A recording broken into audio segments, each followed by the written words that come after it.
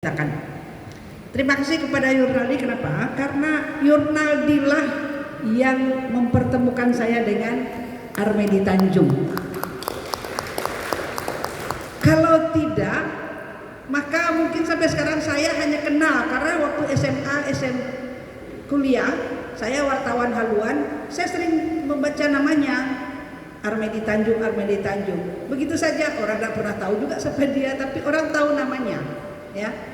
Nah, ketika saya diperkenalkan oleh Yurnaldi, Nisas, Iko rancak jadi sekretaris Nisas. Katanya kan di museum. Saya bilang siapa ini? Armedi Tanjung, Armedi Tanjung. Saya ketemu, dikasih nomor telepon, ketemu bicara sama dia. Armedi Tanjung ini. Saya bilang siap enggak jadi sekretaris Satu Pena?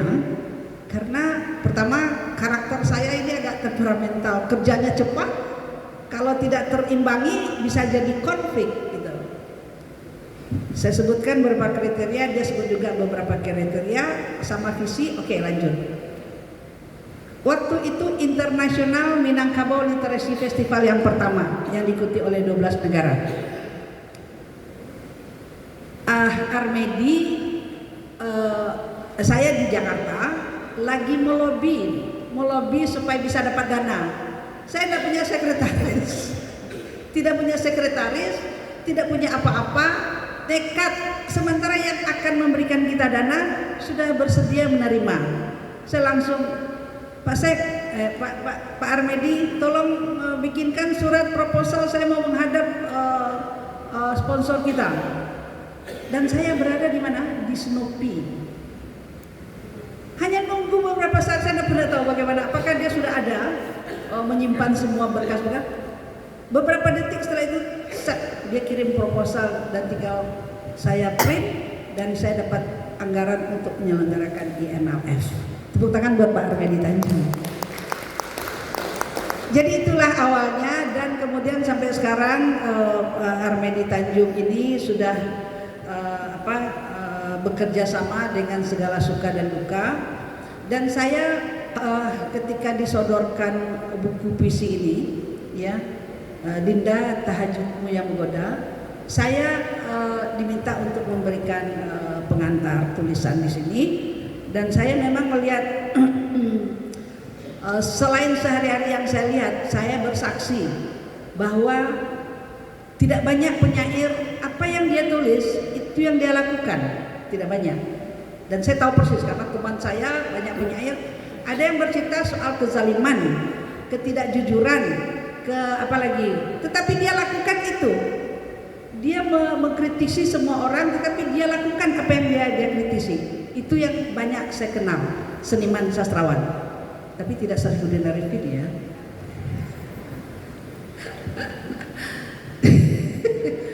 Sarifuddin Arifin 50 tahun berkarya. Nah, kemudian ada juga tahun 2025, kemudian ada juga Profesor Haris Effendi Tahar 50 tahun berkarya. Tapi tahun lalu Bang Haris penyerahannya tuh di Hotel Mulia, ya. Ya, di mana? Oh, Hotel Sultan lagi. Lebih hebat lagi. Kita masih nunggu-nunggu di hotel mana kita. Oke, itu selingan saja. Jadi saya melihat memang kesehariannya berdedikasi, berkomitmen, dan berintegritas. Apa itu integritas? Saya sering katakan, kita memang harus membangun budaya integritas. Apa yang kita pikirkan, apa yang kita ucapkan, apa yang kita rasakan, dan apa yang kita lakukan, itu harmoni. Itu yang namanya integritas. Kalau kita katakan di puisi kita benci korupsi, tapi kita lakukan korupsi, itu makanya itu bisa dikatakan penyair tidak berintegritas. Nah, gitu. Mungkin ini hal yang tidak menyenangkan, tetapi apa namanya? Ini Yurnaldi kok sampai 2 halaman cerita tentang Yurnaldi ini. Oke, saya lihat buku-bukunya sudah lebih 40 buku. Luar biasa. Karena itu saya pikir ini pantas diberikan penghargaan. Satu Pena sudah memberikan penghargaan tahun 2024 kepada Armedi Tanjung bersama Pinto Janir, ya, waktu itu penyair prolifik. dan tentu hadiahnya tidak sebanyak kita ya, 25 juta, 50 juta itu hadiahnya kecil, tapi penghargaan sudah kita berikan kepada Armedi Tanjung yang sudah lebih dari 40 buku.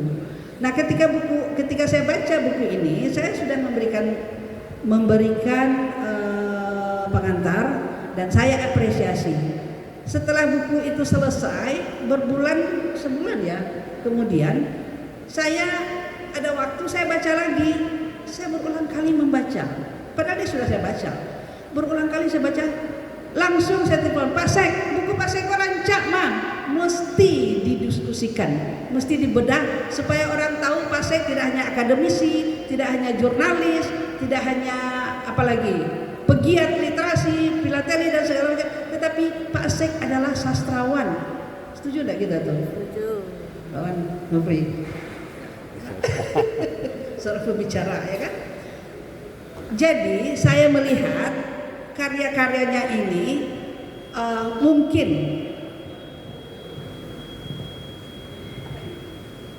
itu belum mati kali ya. Mungkin dulu orang berkata syair, karya sastra adalah karya yang multitafsir, ya, multitafsir. Kalau mungkin dulu disebut puisi gelap, saya nggak tahu nanti karena saya bukan ahlinya. Semakin banyak dimensi penafsiran, maka semakin bagus. Saya pernah bikin puisi puluhan tahun yang lalu dengan metafor yang banyak. Ketika saya baca tahun-tahun kemarin, saya tidak mengerti apa maksud puisi saya ini. Betul, Pak. Apa sebetulnya maksud puisi saya? Padahal memang puisi itu sebagaimana dikatakan apa yang kita pikirkan ya. Kita rasakan, kita ungkapkan dari peristiwa yang ada, itu sejarah. Walaupun kita mengungkapkannya seolah-olah fiksi, tapi saya yakin 90% puisi yang ditulis adalah apa yang kita alami, apa yang kita lihat, apa yang kita inikan secara ada keterlibatan emosi dan pemikiran di dalam pengungkapan puisi-puisi itu. Nah, karena itu saya ingin mengatakan era sekarang sudah berbeda. Era sudah berbeda. Puisi yang multitafsir itu ditinggalkan oleh anak muda sekarang.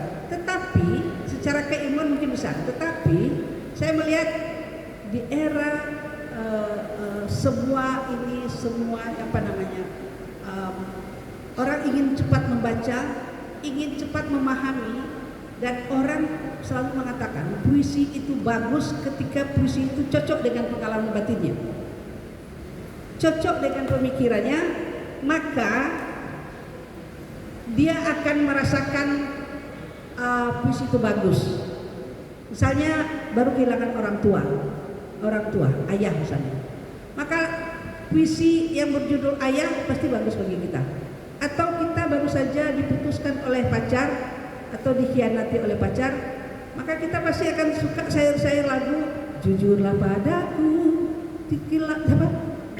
jika kau tak lagi cinta, apalagi tuh, lupakanlah aku. Apa? Nah, seperti itu. Lagu sebetulnya kan adalah syair juga. Jadi saya melihat bagus menurut kita belum tentu bagus menurut orang lain. Karya saya pernah dibedah di di Institut Tamadun Melayu. Novel saya judulnya Hatinya Tertinggal di Gaza. Ada 4 profesor yang membahas. Ketika profesor itu membahas buku saya, apa yang saya pikirkan? Profesor ada juga bahas tentang buku awak.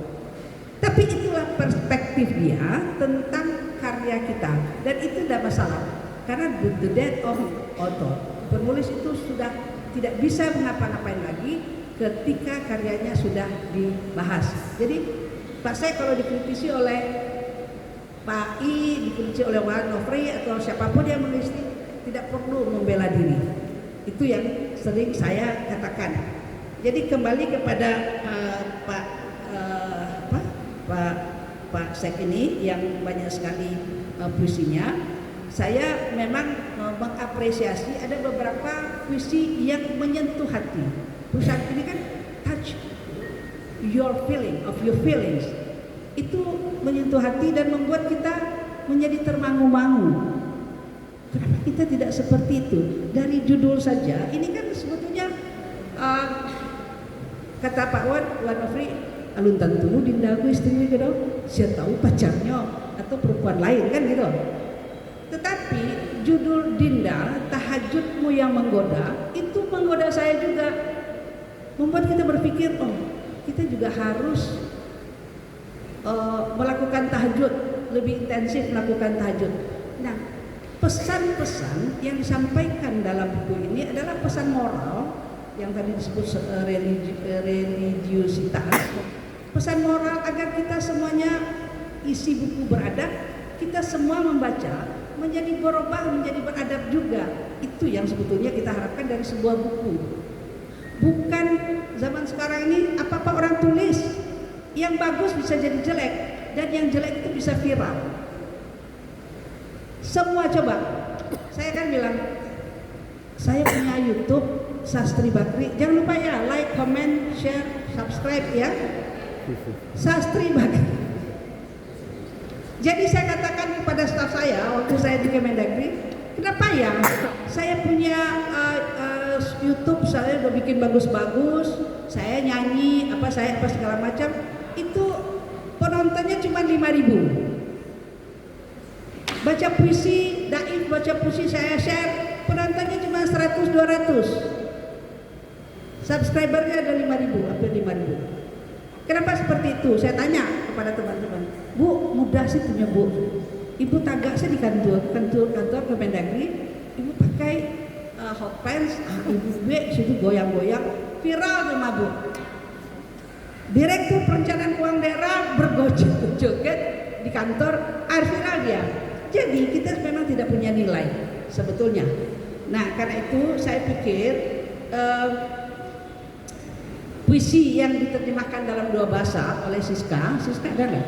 Siska Saputri, seorang mahasiswa bahasa Inggris, sastra Inggris yang baru saja selesai menerjemahkan karya-karya Armedi Tanjung. Menyentuh hati. Saya tidak akan mengupas lebih dalam karena sudah dikupas oleh 2 pakar kita, tapi saya yakin puisi ini betul-betul menyentuh perenungannya yang cukup dalam terhadap keluarganya. Puisi diciptakan buat istri yang sudah meninggal beberapa bulan yang lalu, buat anaknya, buat orang tuanya, buat temannya, buat semua kegiatan, dan bahkan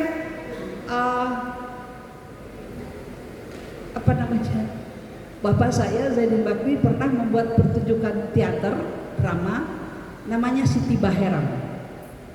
Nah, Siti Baheram itu ada di sini. Jadi menimbulkan imajinasi saya bagaimana Siti Baheram seorang perempuan yang kuat, kokoh, kemudian dikhianati oleh si joki. Saya sampai ingat lagunya. Nah iya lah si joki kata rumah bakato bakeh mandekan dok, segala macam itu.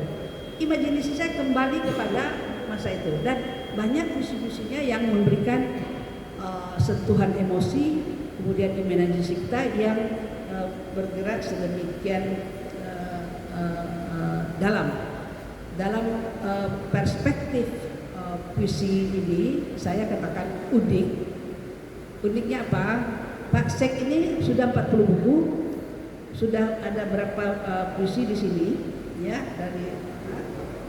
kemudian diterjemahkan dalam bahasa Inggris.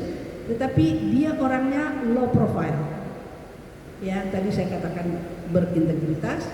Kemudian saya katakan Pak Sek, kita punya kapasitas 9, orang hanya tahu 6, maka kewajiban kita untuk membranding diri kita, kewajiban kita mempiarkan, menjelaskan, mengkomunikasikan kepada orang dengan rendah hati, tidak perlu sombong. Itu namanya public relation. Tetapi ya kita yang banyak terjadi, karyanya ampe branding jadi 9. atau bahkan nomor 1, itu namanya iklan, ya.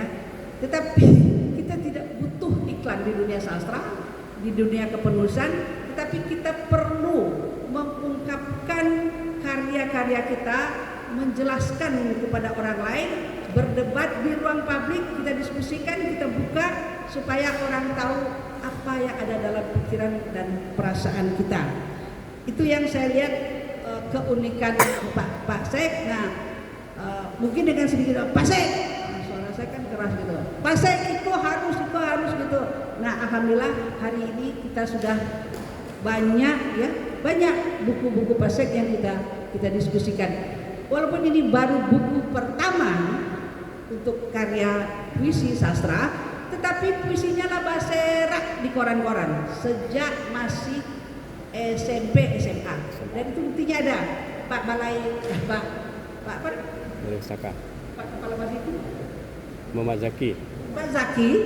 Pak Zaki ini nanti Pak Zaki bisa lihat tuh, kalau banyak orang berkarya tapi tidak punya dokumentasi, Pak Zaki tidak mengapresiasi, ya kan?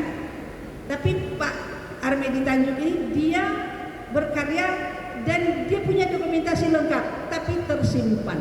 Nah, itu mungkin nanti bisa dikirimkan ke Pak Zaki supaya Pak Zaki tahu.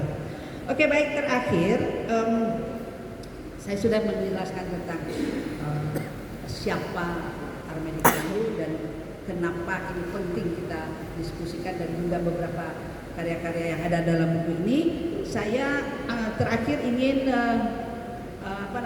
mengatakan bahwa puisinya memang karena Pak Sek ini sering menulis sejarah juga, ya, buku-buku sejarah, dan itu sebetulnya sejarah keluarga yang mengungkapkan banyak hal yang menjadi sumber inspirasi bagi kita dan kita bisa mengambil hikmah.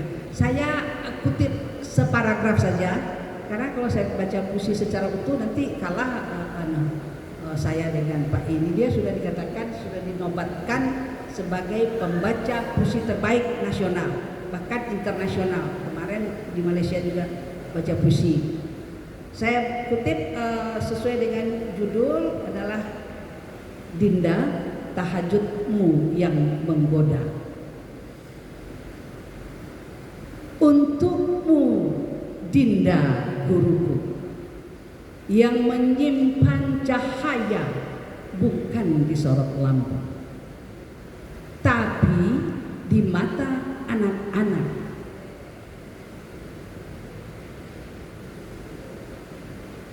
Yang pulang dengan ilmu dan rindu. Saya membaca itu berulang kali dan saya nangis terus. Saya kebetulan ketemu sama istrinya ketika sakit di rumah sakit. Dan saya lihat Pak Sek ini ketika istrinya meninggal, saya bilang, Pak Sek, kok udah menangis, udah ibu juga meninggal. Dalam hati saya, ternyata sebagai orang yang unik, yang banyak diam, hanya banyak berkarya, dia tuliskan dalam karya-karya ini dan menunjukkan betapa kecintaan kecintaannya kepada istri, pada anak-anak dan keluarganya. Saya pikir demikian, dan saya berharap ini menjadi sebuah kontribusi penting dalam dunia sastra, tidak hanya sebagai karya puisi yang indah, tapi juga sebagai refleksi sejarah dan kehidupan yang mendalam. Kekuatan Armedi Tanjung yang bisa ditonjolkan adalah ketika dia mengajak pembaca untuk merenungkan makna dan signifikansi di balik peristiwa sejarah yang dilewatinya bersama keluarga. Semoga kita bisa mengambil hikmah dan dari karya-karyanya dan bermanfaat bagi kita semua. Terima kasih. Mohon maaf. Assalamualaikum warahmatullahi wabarakatuh. Terima kasih kepada tiga